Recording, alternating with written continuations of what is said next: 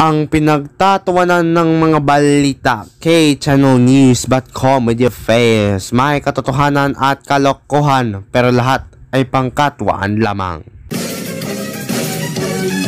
Sa ulo ng mga nagkatarantadang mga balita, mga namamasyal sa Mualboal Path ng Sing-Alisan. Ano kaya ang dahilan? Alamin!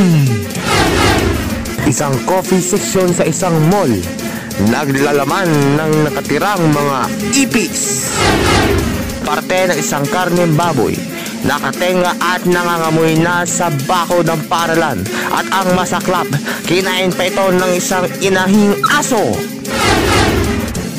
At ang pinto ng kanyang tinutuluyan ni VT Ethan, bumagsak lang. Ano kaya ang buong pangyayari ukol dito? Alamin!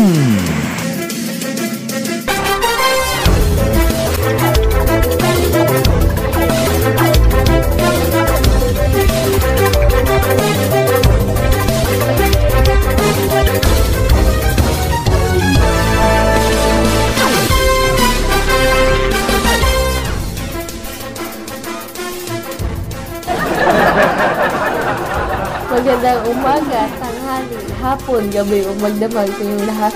Ako po, si Kenyan Caneda. At ako po, si Rensler, at night naman nakatarantado mga balita. Ngayong 31 ng Mayo, taon 2023. Mga namamasyal sa Mualboal Park, biglang nagsing-alisan. Ano kaya ang dahilan? Ang dahilan nito ay sa panahon na kung saan ay habang nanonood sila ng pelikula sa parke, ay bigla lang itong nag-ulan ng malakas kaya naman ng gising-alisan ng mga namamasyal sa parke. Isang stall ng mga kape sa isang mall may nakatira ng mga ipis.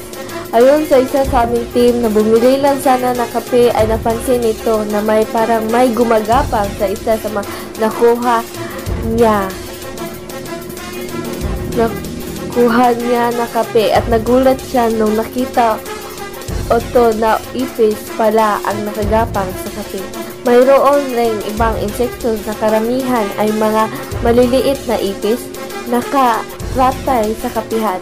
Nanaig naman ang namili nito na sana ito ay malinis at maialis na nito ang mga nakatitirang mga ipis. Magbabalik ang PA Patrol matapos ang mga ilang mga paalala.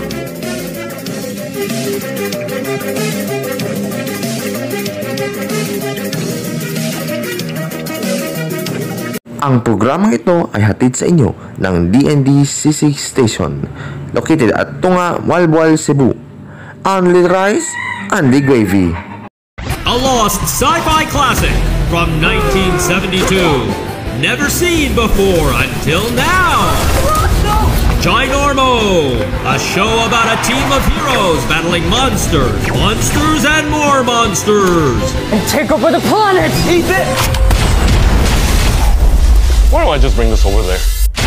Will Lord Metagon and his team of evil villains take over the world? All hail Lord Metagon! Or can the men and women of the Super Protection Force save it from destruction? Ginormo is a powerful weapon, force of good in the world. Timmy, we're on our way.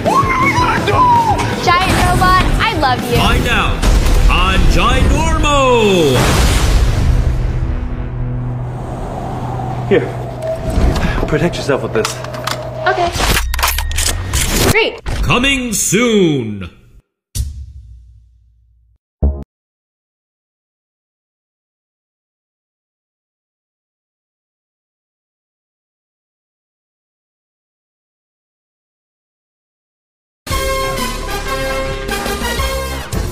Nangangamoy na ang napapaniis na hilaw na karneng baboy na tinapon lang sa gilid ng paaralan.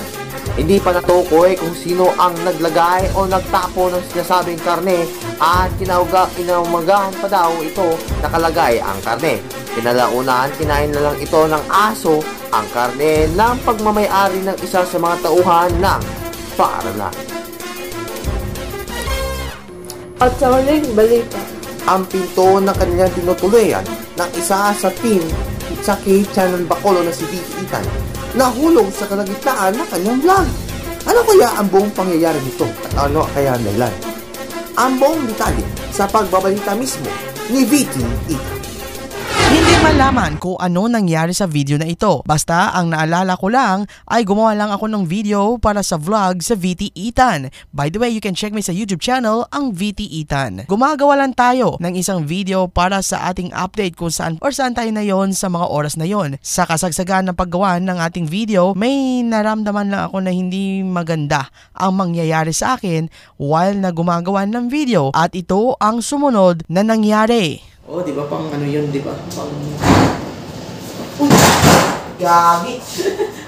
Gagi, nahulog yung perta. Oh my God!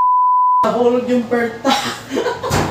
After mahulog yung aming pintuan doon sa aming istasyon sa Don Salvador, ay unang-unang inisip bakit paano nahulog yung pintuan. At kung ano-ano pang naisip ko na gumawa ng video, pero with a twist na mahulog ang pintuan. Nung nakaraan, nahulog yung pintuan off-cam. And ayun naman, on-cam na naman ang paghulog ng pintuan sa akin. Lesson learned para sa atin na huwag umasa na ligtas ka na sa lugar kung saan ka nakastambay, pero meron pang magaganap na hindi inaasahan. Mula sa Don Salvador Benedicto, VT Ethan, K-Channel Bacolod.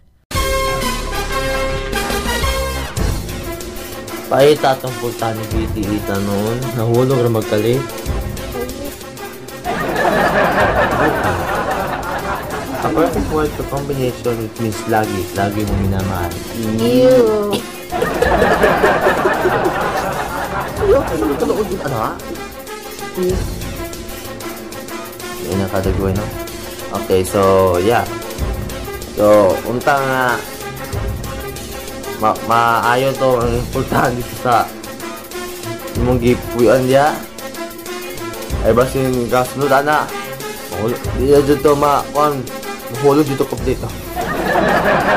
Okay, so diyan nagtatapos ang mga nagtatarantado mga balita ngayong 31 ng Mayo taong 2023. Make sure to don't forget to like, comment, subscribe to this YouTube channel and her YouTube channel, no? Which means natin ka na lang 1 year pag-upload vlog sa may plano. So yeah, make sure to subscribe to her channel. Tanaw na lang ako kung mabutang ba na ko na sa link in the description. So yeah, dyan natatapos ang mga nagtatarantado mga balita and magandang umaga, magandang hapon na po, magandang araw, gabi sa inyong lahat.